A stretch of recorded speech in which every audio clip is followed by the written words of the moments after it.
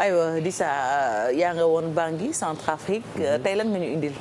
jërëjëf Fati maa ngi woon Bangui République centrafricaine pour ay élections yi fa amoon xam nga c'était le 27 décembre bi passé ku topp tuuti histoire dëkk boobu xam na ne que am na ay jafe-jafe depuis 2013 sax 2012 mais avant boobu sax amoon na ay jafe-jafe ba tax Nations Unies yóbbu woon fa ab mission bi muté mu nekkoon MISCA tey mu nekk MINUSCA ki ñuy wax Mankeur Ndiaye di ab Sénégalais dirigé ko.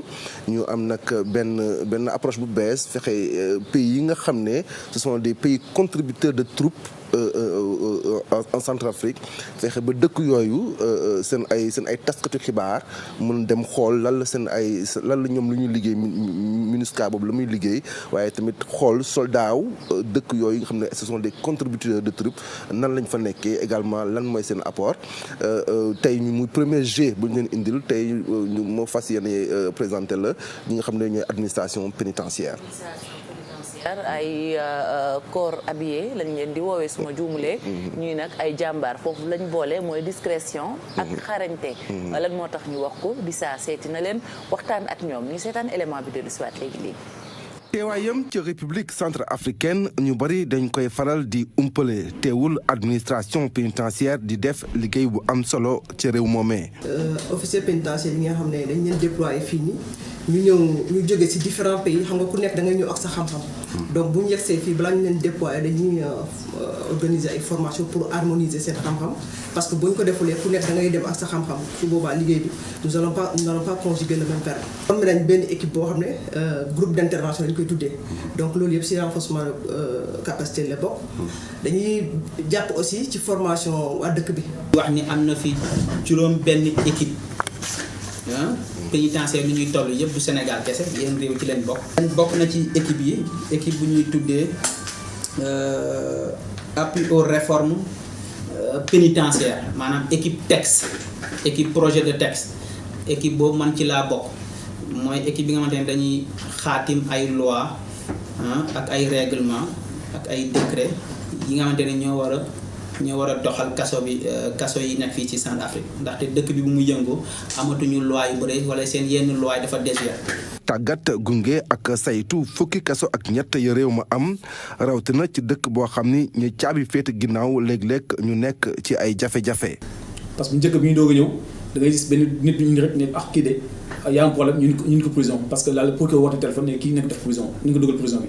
mais bu ñu ñëwee ñu xam ne loolu yëpp ça n'a rien à voir avec les textes donc ñu def lu tout ba ñu respecte textes yi que léegi kenn dootu dugg kaso sans kayit bu leer xool aussi vérifier ki signé est-ce que moom il est habilité à signer le titre de détention ak si ban fan la ko defee donc ana dimbali si yàlla dimbali ñu si ñu jàppale parc national bi ñoo xam ñoo ngi liggéeyal di la forme sur le bari di la encadrer sur le bari surtout avec la sécurité de la prison.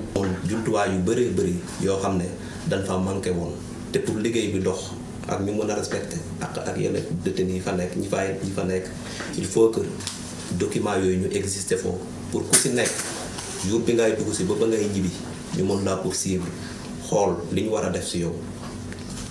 par exemple am na ñoo xam ne dañ fay nekk selon ñoom seen loi ñu nit dañ siy adapté wu si seen code de procédure pénale ñi nga xam ne dañ fay nekk def ay fukki weer ak juróom-benn suñ ko ëppalee.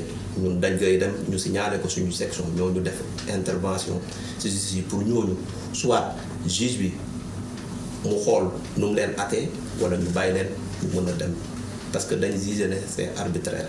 bu weesoo tàggat gunge ak saytu goge agent yi bokk na ci seen mission jàppale réew mi mu tabaxaat ab administration pénitentiaire bu méngoo ak jamono te dëppook ak yelleef yi doomu aadama. suñu liggéey fii nii dafay fekk ci tabax ay kaso yu bees di defaraat ay kaso yoo xam ne aussi dañu yàqu woon ba pare aussi di jéem a améliorer ñoom seen dundin ba mu dëppoo ak àqu ak yelleefu doomu aadama. donte fukki agent ak ñett rek la ñu affecté foofu ca MINUSCA agent administration pénitentiaire sénégalais yi bariwuñu naam waaye seen expérience ak professionnalisme bokk na ci lu ñu naw bu baax. Nous sommes très fiers de ces Sénégalais établis à Bangui nekk nag bokk ci administration pénitentiaire di fa liggéey bu mucc ayib seen lim néew na waaye dafa contradictoire ak li ñuy fournir ci liggéey. Effectivement Fati, il faut dire que nag en matière d'opération extérieure agence sénégalais yi généralement seen professionnalisme du Centrafrique boo demee ci yeneen théâtre d'opération tey muy policiers yi muy gendarmes yi tey dañ leen naw am na ay liggéey yoo xam ne tey dans un pays comme la Centrafrique kenn du ko dénk ku dul sénégalais tey loolu dama ko gis sama ay bët am na ay opération de ratissage yoo xam ne sénégalais yi la ñuy naan yéenay dem parce que yéen ci mën dara. par exemple soo jëlee exemple prison yi xam nga un pays qui ça fait des années est instable nekk ci ay jafe-jafe prison yi daanaka passoire la lu waaye neex dugg lu waaye neex génne kii wax na ko sànq mbëj dañuy gis kenn ku ñaar ñu xuloo sax procureur bi ne ay jàppal ma kii nga dugal ma ko ci kaso bi sans benn këyit donc yooyu yëpp ay abus la yoo xam ne souvent dafay am parce que situation bi moo koy laaj. donc tey administration pénitentiaire sénégalais bi nga xam ne ñoom ñoo ngi fa dañ leen répartir nag ku nekk ak domaine bu nga nekk on les appelle foofu des experts ñii ay team leader lañu ñeneen ñi dañuy intervenir directement ci prison yi ñeneen ñi dañuy intervenir ci defaraat texte yi nga xam ne moom mooy régir fonctionnement prison yi ñeneen ñi dañuy intervenir ci nga xam ne moom mooy tabaxaat prison yi aux normes internationales aux normes standards donc bëri na ci ay pàcc yoo nga xam ne ñoom dañ ciy intervenir te ay leader lañ ci doon. mais xam nga boo jógee sa dëkk dem ci beneen réew di fa exercer moo xam ci kuréel bu la mënti yóbbu. surtout mu nekk ci wàllu prison yoo xamante ni yéenay garde pénitentiaire yi ñàkkul jafe-jafe yi nga xamante ni jot nañ ko fay dund. wala bokk yoo xamante ni war a gën a mën ñoŋal seen liggéey ci wàllu woowu bi ngeen waxtaanee. lan lañ la laa diree nii mooy seen jafe-jafe. jafe-jafe bi njëkk Modou Fall mooy instabilité wu réew mi.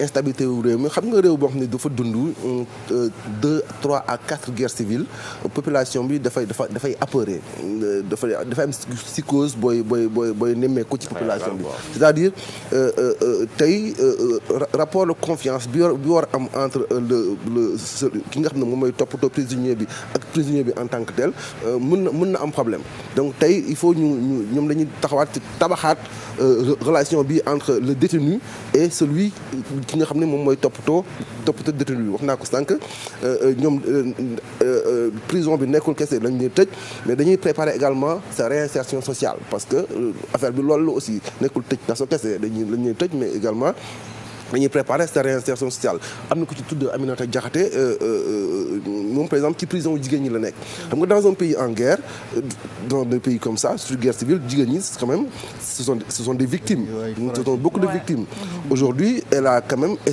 réussi à mettre en place un projet de réinsertion des femmes des prisonnières qui nga xam ne na leen jàngal métier jàngal leen couture jàngal leen tricotage préparer leen voilà nga xam ne suñu retourner en société nañu ànd ak seen diplôme ñu wane ne métier bi mën nañ ko mais duñu sax bind ci diplôme bi que elles étaient en prison ou bien foofu lañ ko amee non dañuy décerner le diplôme que tu mérites que tu mérites ba nga xam ne soo génnee di nga mun demal sa bopp donc yooyu ay affaire la yoo nga xam ne tamit tey ñu ngi siy liggéey par exemple am na yeneen yoo xam ne également ça relève des droits de l'homme ko wax naa ko sànq dëkk yu am yi nga xam ne dafa am conflit souvent emprisonnement arbitraire dafay yomb donc ñoom il veille bien à ce que mbir yooyu du fa am que le prisonnier jour bi muy dugg ci biir kaso bi ba muy génn ñu xam ki mooy kan ñu catégoriser ko xam ban partie la war a nekk nan lañ ko war a traiter ainsi de suite ba jour bu mu war a génn benn bés di ko ci def bu fekkee dafa war a génn en plus donc il y a des problèmes certes mais il y a plus également de propositions de solutions yoo nga xam ne tey administration pénitentiaire sénégalaise bi nga xam ne mu ngi foofu quand même mu ngi koy proposer waree moom. man damay jàll ci beneen question boo xam ni xëy na peut-être amul lien ak sujet bi mais intéressé na Sénégalais yi mooy Sénégalais yi fa nekk doon yor ay boutiques. Les anti-balaka dañ leen doon song.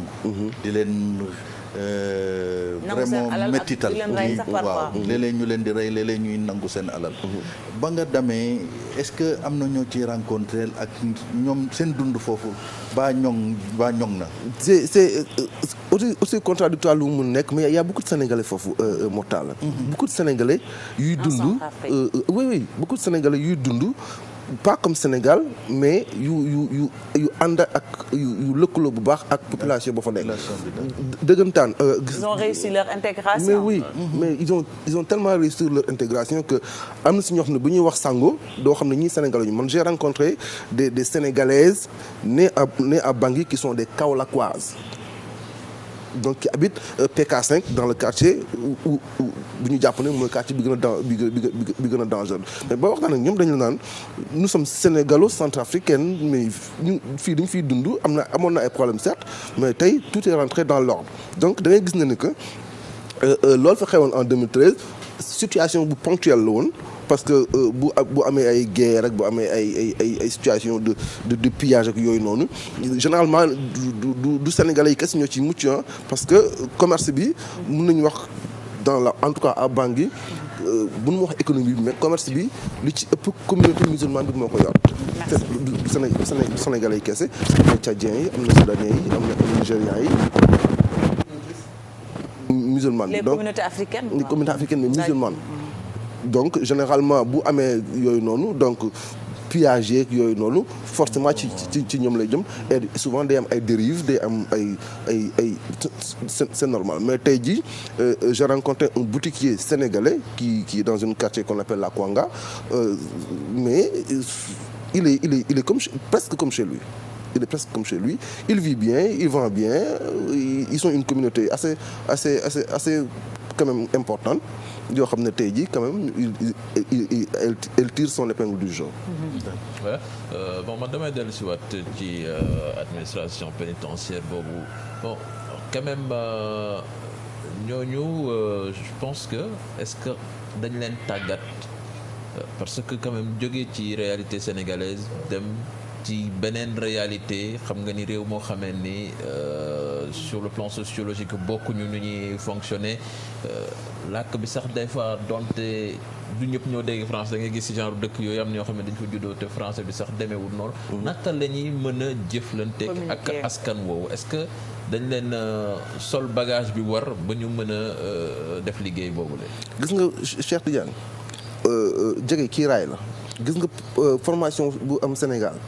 jafe na nga dem ci réew Afrique centrale yi fekk ko foofu formation professionnelle la preuve ñu bari ci ñoom fi la ñu jàngsee c'est pas pour rien tey ak lu mu néew gis nga 13 agents administration pénitentiaire yu ñu nekk ñoom ci ku nekk ci domaine bi nga nekk leader nga fa c'est-à-dire que yow bi ngay jóge fii bon xëy na au-delà de formation bi nga am parce que bu fàttali ne que administration pénitentiaire généralement école police la ñuy jaar foofu la ñuy génnee comme policiers yi nu ñuy génnee généralement bu policier di génn day amaale ay agents administration pénitentiaire donc ils ont le bagage qu'il faut mais bu ñu yeggee foofu également kii wax na ko sànq kenn ku ñuy wax Ndeye Waly Senghor moom par exemple kooku moom rôle la moom mooy harmoniser les connaissances entre tous les autres agents d'administration pénitentiaire qui viennent d'autres pays anglophones francophones ba nga xam ne que ils feront le même travail il y a pas que les Sénégalais ñoo fa nekk quand même est-ce que comprendre nga boo xam ne mais ça se voit que ñoom bagage bi ñu àndal expérience bi ak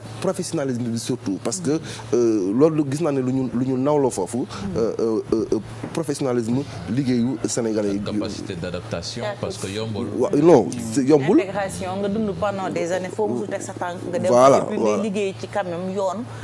di nekk en contact ak ay ñoo xam ne par exemple caabi féete ginnaaw. léeg-léeg mu am. du ñàkk ay accrochage. non day am ay accrochage mais comme je le dis souvent Afrique de l'Ouest dafa wute ak Afrique centrale tellement que boo fa demalee doo ko comprendre. sociologiquement on n'a pas les mêmes façons de penser mais tey da ngay gis ne que les officiers sénégalais les officiers correctionnels quand même ils arrivent à faire preuve de professionnalisme da ngay gis ne que même bu amee ay rapport de force wala ay friction ñoom. Ils essaient toujours de mettre les choses de façon professionnelle. sans dugg ci ay histoire ak sans dugg ci genre affaire yu mel noonu. leeral yi am na solo di sa préra ñu koy sant bu baax di la gërëm ci li nga indi sërëcë bi dund na. comme ni ko gars yi di waxee vraiment c'est toujours un plaisir di xool suñu compatriotes yi suñu mbokk yi ci lan la ñuy yëngu nga dem ci fu ñu naan Bangui c'est vrai que Afrique dafa bëri ay richesse bëri ay réew. tout le temps bu ñu dee wax ñenn ñi ay mission ñu dem à l'étranger wala ñu dem Europe alors que biir Afrique gi y a à boire et à manger te tey firndeel nga ko parce que man personnellement xaw ma woon ni administration administration pénitentiaire bi nekk Bangui am na ci ay doomu sénégalais yi def lim bu mucc ayib et puis ay ndaw lañu. c'est vraiment c'est des jeunes. autre chose bu ma remarqué mooy muy ci administration pénitentiaire ak police Sénégal FPU 1 gis naa yeneen agents yu jóge ci yeneen réew mais la moyenne d'âge elle est extrêmement jeune chez les Sénégalais. Ce sont les agents généralement les plus jeunes. Oui, très jeunes. Les plus jeunes. Relativement jeunes. ñii da ngay gis ay c'est plus de la quarantaine mais ñii la moyenne d'âge c'est 30 ans. Donc dafa lay ils sont jeunes mais très charismatiques. Très charismatiques et très professionnels dans le travail. C'est très important. jërëjëf Dissa Préra nu ñuy wax sax la valeur n'attend point. le nombre d'années. Le nombre d'années. Voilà Dissa ñu ngi lay sant bu baax di la gërëm ci li nga indi am na solo. jërëjëf ñu dem ci li ci yéen kaay yi ànd ak sunu Fall Ndaanaan.